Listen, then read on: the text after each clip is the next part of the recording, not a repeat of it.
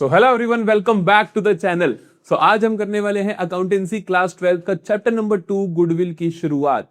देखो, हम आपको करवा रहे हैं accountancy, economics and business studies का full course free of cost on YouTube. पूरे का पूरा course with rapid revisions, with PYQs, with one shot revisions, with live marathon, सब कुछ आपको एक ही यूट्यूब चैनल पे मिलने वाला है। तो अगर आप नए हो चैनल पे तो चैनल को सब्सक्राइब जरूर कर लेना। और सभी बच्चे नीचे जाके अटेंडेंस लगाएंगे अपने नाम की और लिखेंगे am 100 out of 100 in class 12 accountancy. ठीक है जी। तो अब हम शुरू करते हैं अपना गुडविल का चैप्टर। छोटा सा चैप्टर है, 3 मार्क्स के फाइनल एग्जाम से वेटेज रखता है। अच्छे से समझेंगे डिफरेंट मेथड्स क्या होते हैं, थ्योरी क्या होती है, जितना भी चीजें इसका एग्जाम में आपसे पूछी जानी है वो सारी की सारी हम कवर कर रहे होंगे। तो आज है हमारा लेक्चर नंबर 1। आइए जल्दी से शुरू करते हैं।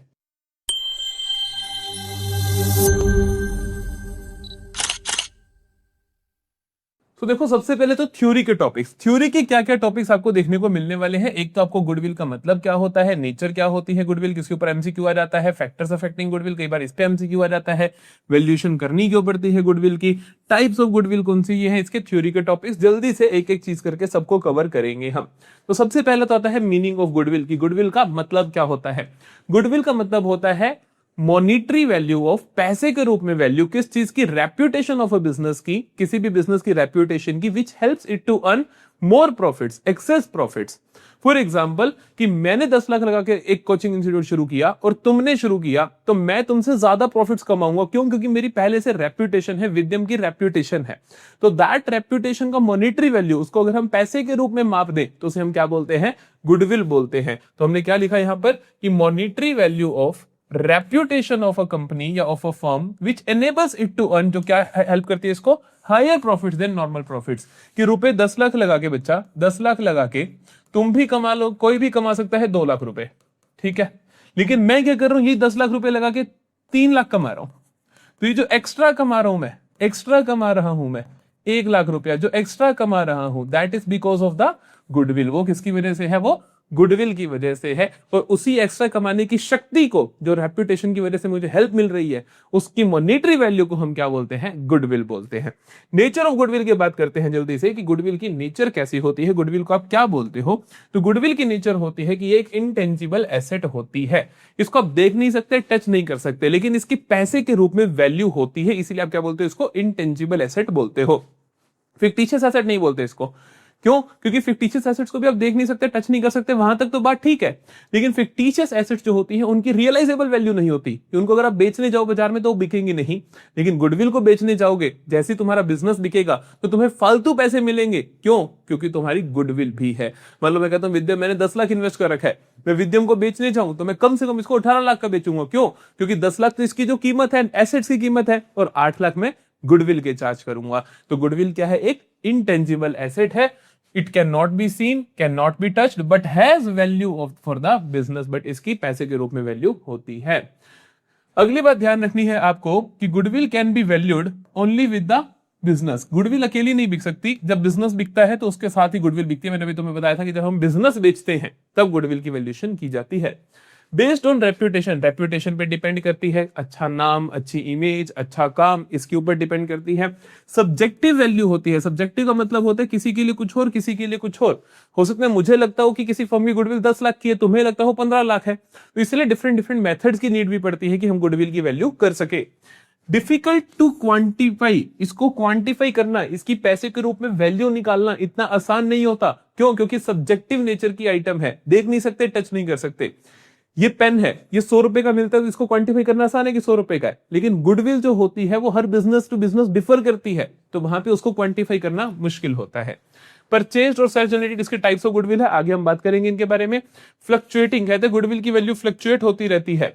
मान लो विद्यम की आज गुडविल है कुछ, हमने अच्छा रिजल्ट निकाल दिया, गुडविल बढ़ जाएगी। हमने बहुत बुरा रिजल्ट निकाल दिया तो गुडविल बहुत कम हो जाएगी। तो गुडविल की वैल्यू क्या होती है बच्चा? फ्लक्चुएट होती है विद द टाइम। ठीक है। अगली चीज आती है फैक्टर्स अफेक्टिंग गुडविल। गुडविल को क्या क्या फैक्टर्स अफेक्ट करते हैं? बहुत बेसिक सी बात है। अच्छा नाम तो अच्छा दाम। तो बेसिकली गुडविल ज्यादा होगी अगर आपने अच्छा काम किया है। तो देखो क्या क्या है, कहते हैं location of business. Location depend करती है। मैं कहूंगी एक मेडिकल स्टोर तो है नॉर्मल कहीं पे, एक मेडिकल स्टोर है गवर्नमेंट हॉस्पिटल के बाहर, तो कौन सा ज्यादा चलेगा? जो हॉस्पिटल के बाहर है। क्यों ज्यादा चलेगा? क्योंकि उसकी लोकेशन बेहतर है। और क्या इफेक्ट करता है? Nature of business. अगर आपका बिजनेस इस तरीके का है जो फैशनेबल आइटम्स में डील करता है तो आपकी गुडविल कम होगी, क्योंकि कभी फैशन आया, अच्छा फैशन ले तो चल गया, अदरवाइज नहीं चला। बट जो डेली बेस नेसेसिटी की आइटम्स होती है तो वहां पे वो क्या होती है, गुडविल ज्यादा होती है। तो इस तरीके से गुडविल नेचर ऑफ बिजनेस पे डिपेंडेंट होती है, एफिशिएंसी ऑफ मैनेजमेंट पे डिपेंड होती है। अगर मैनेजमेंट अच्छी तो गुडविल ज्यादा अच्छी, मैनेजमेंट खराब तो गुडविल खराब। मार्केट सिचुएशंस पे डिपेंड करता है कि मार्केट की कैसी सिचुएशन चल रही है, उसके बेसिस पे गुडविल डिपेंड करती है। स्पेशल एडवांटेजेस, किसी किसी बिजनेस के पास स्पेशल एडवांटेज होती है। फॉर एग्जाम्पल मेरे एमएलए से डायरेक्ट लिंक्स हैं, तो ऑफकोर्स जो मैं बिजनेस करूंगा उसकी गुडविल ज्यादा होगी रेदर देन आप जो बिजनेस करोगे। सो इस तरीके से गुडविल के फैक्टर्स अफेक्ट करते हैं। बहुत सारे फैक्टर्स होते हैं, आप जो मर्जी लिख सकते हो। अगला आता है need for valuation of goodwill. ठीक है भैया, गुडविल को वैल्यू करना क्यों पड़ेगा, ये बताओ। गुडविल को वैल्यू करना क्यों पड़ेगा? गुडविल को वैल्यू करना पड़ता है जब आप बिजनेस बेचते हो। तो जैसे मैंने आपको बोला कि मेरे बिजनेस के अंदर 10 लाख की नेट एसेट्स है, लेकिन मैं इसको बेचना चाहता हूं, तो मैं कितने में बेचूं? 18 में बेचूं या 16 में बेचूं या 17 में बेचूं? तो मैं करूंगा इसकी गुडविल की वैल्यू की, इसकी गुडविल कितनी है। तो goodwill has to be valued at the time of sale या फिर चेंज ऑफ ओनरशिप। जैसे पार्टनरशिप फर्म में जब चेंज ऑफ ओनरशिप होता है तब भी हमें गुडविल वैल्यू करनी पड़ती है, क्योंकि कल को उसका मालिक कोई और होगा। फॉर एग्जाम्पल मैं कहता हूं कि एक बिजनेस है और उसकी आज की डेट में गुडविल है जी 40,000 की, और उसके अंदर 60,000 की गुडविल है, 50,000 की गुडविल है। भैया बदलते ही रहते हो, कोई बात नहीं। तो 50,000 की गुडविल है, ए और बी बराबर बराबर पार्टनर्स है 1:1 की रेशो में। तो आज की डेट में इनका गुडविल का हिस्सा कितना है? ए का 25,000 और बी का भी कितना है? 25,000। क्या मेरी बात समझ में आती है? ठीक है। लेकिन कल को मैं कहता हूं कि अपनी प्रॉफिट शेयरिंग रेशो बदल के 3:2 करना चाहते हैं, गुडविल तो अभी इतनी ही है। तो अब देखो, कल को जब ये गुडविल बटेगी तो इस रेशो में बटेगी, जो कि क्या होगी, ए को मिलेगी 30,000 और बी को मिलेगी कितनी? 20,000। तो कल को क्या होने वाला है, अगर इनके बीच में ओनरशिप स्टेटस बदल गया, ओनरशिप स्टेटस चेंज हो गया, तो कल को जो गुडविल बटेगी वो नई रेशो में बटेगी, ना कि पुरानी रेशो में। हालांकि इस गुडविल के अंदर बी का हिस्सा 25,000 है, लेकिन कल को कितना मिलेगा? 20,000। हालांकि इस गुडविल के अंदर ए का हिस्सा कितना है? 25,000। कल को कितना मिलेगा? 30,000। तो ये आज ही क्या करेंगे, कंपनसेट करेंगे एक दूसरे को। जैसे कि बी को कल को कम मिलना है, ए को ज्यादा मिलना है, तो ए क्या करेगा, आज ही 5,000 रुपए उठाकर ए दे देगा बी को। क्या मेरी बात समझ में आई? मैं अभी आपको ट्रीटमेंट नहीं सिखा रहा हूं, हालांकि ये ट्रीटमेंट है चेंज इन पीएसआर में, लेकिन आपको मैं लॉजिक समझा रहा हूं गुडविल वैल्यू क्यों करनी पड़ती है। क्योंकि जैसे ही ओनरशिप स्टेटस चेंज होता है तो जो गुडविल बाद में नई रेशो के हिसाब से बटेगी, लेकिन कमाई किस रेशो में गई थी? इस रेशो में कमाई गई थी जो ओल्ड थी, तो उस हिसाब से आपको एडजस्टमेंट्स करनी पड़ेंगी। कल को किसी का ज्यादा हक होगा तो किसी का कम हक होगा। So this is why we need to value goodwill at the time of sale of business and at the time of change in ownership। and change in ownership के अंदर हम क्या क्या देखते हैं कि जब एक नया पार्टनर आ जाए या फिर एक पुराना पार्टनर रिटायर हो जाए या किसी की डेथ हो जाए, सो दैट ये चेंज इन पीएसआर भी लिखोगे आप, इसमें change in profit sharing ratio हो जाए, so that fair compensation for their share, ताकि हम क्या कर सके, उनका जो कॉम्पनसेशन है उसको फेयर रख सके, इंश्योर कर सके। It is also needed when partners change their profit sharing ratio और when a business is sold और merged, so that the firm's total worth including the reputation can be fairly determined. जब भी कुछ ऐसा हो, business बिके, change in PSR हो, admission हो, रिटायरमेंट हो, डेथ हो, तो उस टाइम आप बिजनेस की सही वैल्यू आंक सको। इसीलिए हम गुडविल के कॉन्सेप्ट को पढ़ते हैं और गुडविल को वैल्यू करते हैं। गुडविल के दो टाइप्स होते हैं, एक टाइप होता है सेल्फ जनरेटेड गुडविल, एक टाइप होता है सेल्फ जनरेटेड गुडविल, और एक क्या होता है, परचेज्ड गुडविल। ठीक है, पहले सेल्फ जनरेटेड गुडविल को समझते हैं। सेल्फ जनरेटेड गुडविल का मतलब होता है गुडविल जो आपने खुद से जनरेट करी है। विद्यम के पास जो गुडविल है वो उसने खुद से जनरेट करी है। हमने इतने साल से पढ़ा रहे हैं, इतने साल से बच्चों का प्यार मिल रहा है, तो जो गुडविल है वो हमें खुद से जनरेट करी है, that is self generated goodwill. और सेल्फ जनरेटेड गुडविल के लिए कोई कैश नहीं दिया, हमने किसी को पैसा नहीं दिया कि हमारी रेपुटेशन बना दो ना, अपने आप से बनी है। सेल्फ जनरेटेड गुडविल को आप रिकॉर्ड भी नहीं कर सकते हो, क्यों? क्योंकि आपने इसके लिए पैसा नहीं दिया। किसी भी अकाउंटिंग की ट्रांजैक्शन को अगर आप खातों में लिखना चाहते हो तो तभी लिख सकते हो जब उसके बदले किसी एसेट या लायबिलिटी पे इंपैक्ट पड़ा हो।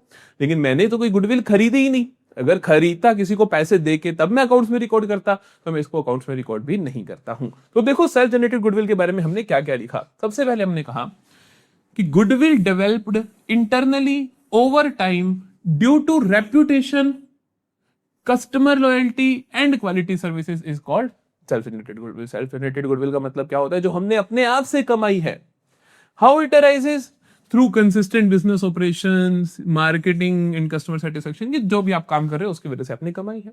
एग्जाम्पल, फिर विद्यम ने अपनी कमाई या फैमिली ओन्ड बेकरी ने अपनी पॉपुलैरिटी कमा ली over decades without buying another business. बिना किसी और बिजनेस को खरीदे अपनी गुडविल बना ली भैया। ट्रीटमेंट कैसे करते हो? ये इंपॉर्टेंट है, ये इंपॉर्टेंट है, ये इंपॉर्टेंट है, खास है ये। Not recorded in the books of account, इसे आप रिकॉर्ड नहीं करते हो because it does not have an objectively measurable cost under accounting standards. क्योंकि इसकी कोई कीमत तुमने पे नहीं करी है, कोई भी आपने कोई कीमत पे नहीं करी, तो इसको आप रिकॉर्ड नहीं कर सकते हो। Valuation can be estimated for negotiation purposes but not recognise in the formal account. कहते हैं आप इसको वैल्यू कर सकते हो। और डिफरेंट डिफरेंट वैल्यूएशन के मेथड्स हम पढ़ रहे होंगे अपनी क्लास 12th में, कक्षा 12वीं में। हम different methods of valuation of goodwill पढ़ रहे होंगे। वहीं पे परचेज्ड गुडविल क्या होता है? परचेज गुडविल का मतलब होता है जब आपने कोई बिजनेस खरीदा। विद्यम 11-12 को ज्यादा पढ़ाता है, तो हमने 9-10 की एक ब्रांच शुरू करनी थी, तो हमने कहा 9-10 का जो ऑलरेडी चलता हुआ बिजनेस है वो खरीद लो, कोई कोचिंग की। उस कोचिंग ने 5 लाख लगा रखे थे इन्वेस्ट, तो हमने कहा हम तुझे 7 लाख में खरीदते हैं। हमने 2 लाख एक्स्ट्रा क्यों दिए? गुडविल के लिए। तो वो जो 2 लाख रुपए है वो क्या हुई? परचेज्ड गुडविल हुई। तो परचेज गुडविल का मतलब क्या होता है? जब तुमने कोई बिजनेस खरीदा और उसके लिए एक्स्ट्रा पैसे दिए, तो वो एक्स्ट्रा पैसे क्या है? परचेज गुडविल है। और वो क्या होती है? तुम्हारी एसेट होती है। क्यों होती है? क्योंकि तुमने पैसा दिया है और उसको खातों में रिकॉर्ड भी करते हो। क्या मेरी बात समझ में आई? आइए जल्दी से देखते हैं। तो हमने कहा कि goodwill acquired by purchasing an existing business और paying off for it separately. कि अगर हमने क्या करा? बिजनेस को खरीद दिया। कब होगा? When business is boat, when business is boat for more than the fair value of net asset. मैंने कहा ना कि उसकी कीमत तो 5 लाख थी सामान की, लेकिन मैंने 7 लाख दिए जब मैंने bought for more than the fair value of net assets. Example, you buy a shop whose assets are worth 4 lakh but आप उसको 5 लाख देते हो, तो जो एक्स्ट्रा 1 लाख दे रहे हो वो किस लिए है? गुडविल के लिए है। ट्रीटमेंट इन अकाउंट्स, रिकॉग्नाइज करते हो an intangible asset and recorded in the books because it has been paid for. क्योंकि इसके लिए आपने क्या करा है बेटा? पेमेंट करी है। Valuation based on actual price, जितना आपने पैसा दिया उतने की रिकॉर्ड करोगे, एज सिंपल एज दैट। ठीक है, चलो अब बात करते हैं कि परचेज गुडविल का ट्रीटमेंट कैसे होता है। एक ही सवाल है, आराम से समझना, कई सालों से सेम क्वेश्चन मैं पढ़ाई जा रहा हूं बच्चों को। कहता है कि Amrit daily needs acquired a business of Shivam for net purchase consideration. Net purchase consideration मतलब इस रेट में खरीदा। किस रेट में खरीदा वो लिखेंगे अभी। ऑफ 5 लाख, 5 लाख रुपए में खरीदा। पेड बाय चेक, चेक से पे करोगे। The assets acquired and liabilities taken over. और कहता है कि क्या क्या आपने एसेट्स एक्वायर करी वो बता दिया, क्या क्या आपने लायबिलिटीज एक्वायर करी आपको वो भी बता दिया गया है। ठीक है, pass determine the value of goodwill and pass the necessary journal entries. Value of goodwill निकालने के लिए पहले आप नेट एसेट्स की वैल्यू निकालते हो। तो हम क्या करेंगे? गुडविल की वैल्यू कैसे निकलती है? देखो, परचेज गुडविल की, ध्यान से सुनो।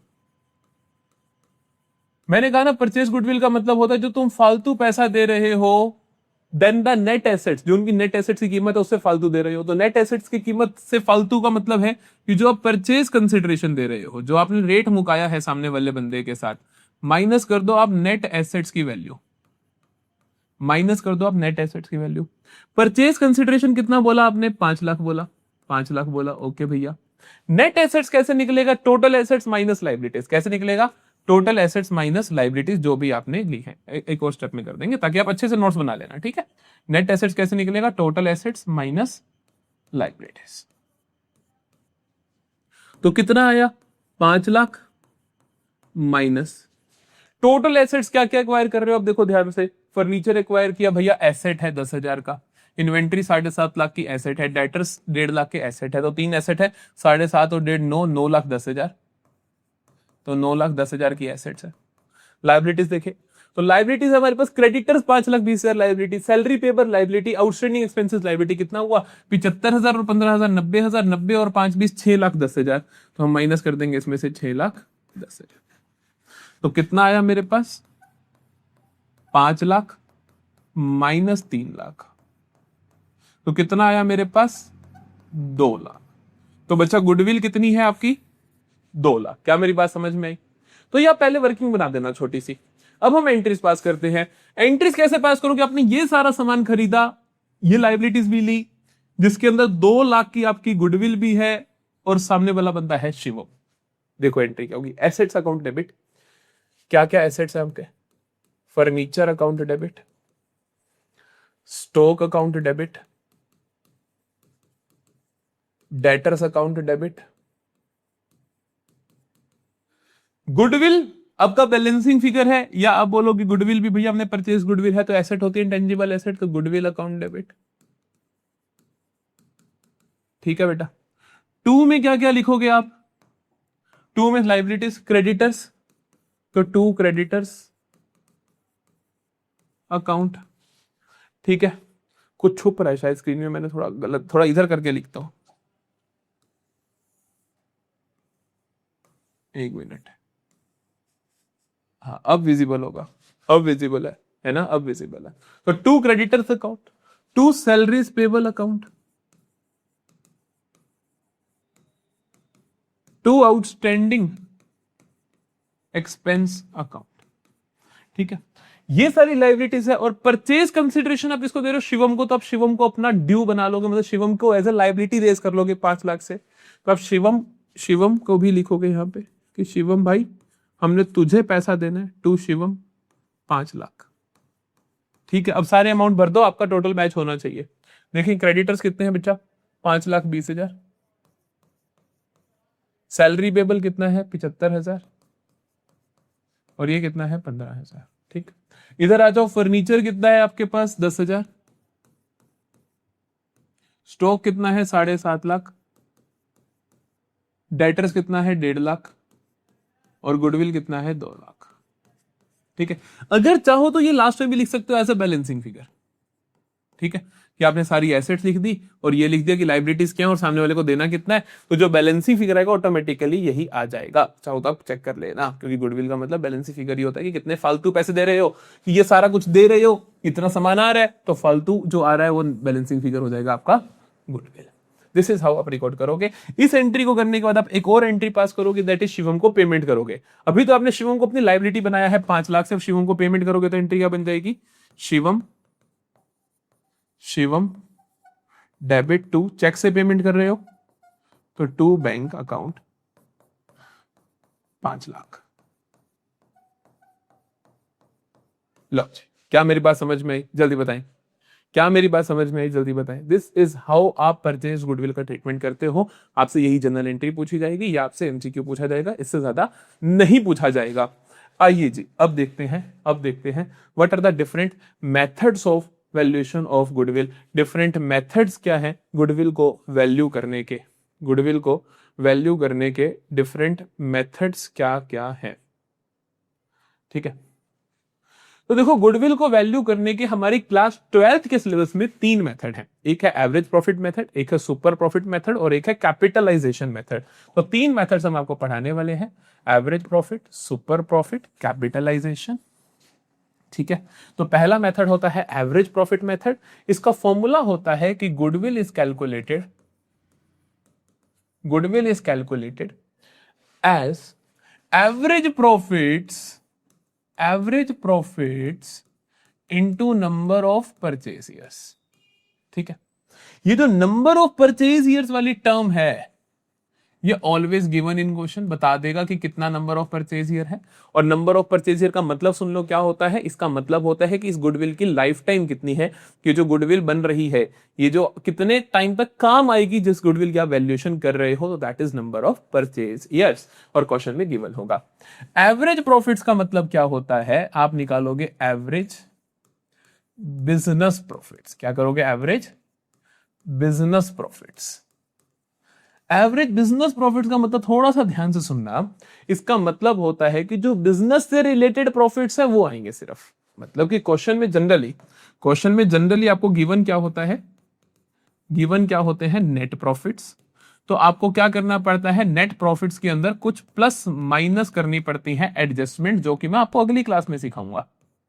कुछ प्लस माइनस करनी पड़ती है एडजस्टमेंट्स, और फिर आप कहां पे पहुंच जाते हो, बिजनेस प्रॉफिट्स में। ठीक है, तो आप क्या निकालोगे, एवरेज बिजनेस प्रॉफिट्स के लिए आपको बिजनेस प्रॉफिट्स पहले निकालने पड़ेंगे, फिर एवरेज निकालोगे।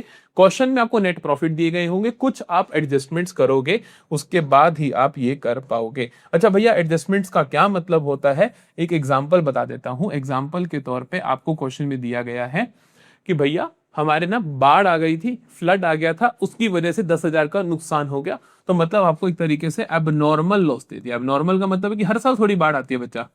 एबनॉर्मल लॉस हो गया था 10,000 का, और नेट प्रॉफिट्स थे हमारे इस साल के 1,00,000 के। ठीक है, तो बिजनेस प्रॉफिट कितने होंगे सोचो, ध्यान से सुनना। मैंने कहा मैंने एक साल में नेट प्रॉफिट कमाया 1,00,000 और मेरा एक ऐसा लॉस हुआ था 10,000 का जो हर साल नहीं होना, एबनॉर्मल लॉस है।